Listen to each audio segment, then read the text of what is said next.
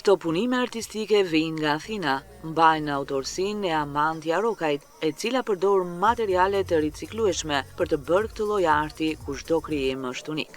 Thjesht fantazi e momentit, në lidhje me mjetet që ndodhen përpara me dhe çdo figurë nuk përsëritet dy herë.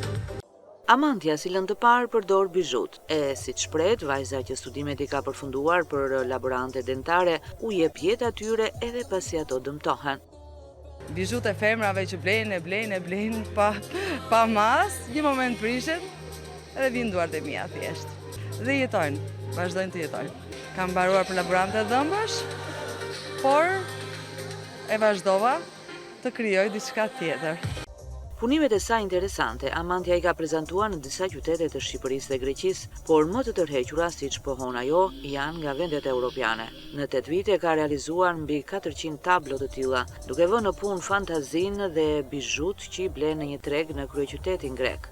Në Athinë kemi një treg të veçantë që shiten. Nuk është kaq e vështirë. Kanë shumë pëlqim, shumë interes, por më shumë interes kanë jashtë Athinës, domethënë Evropa.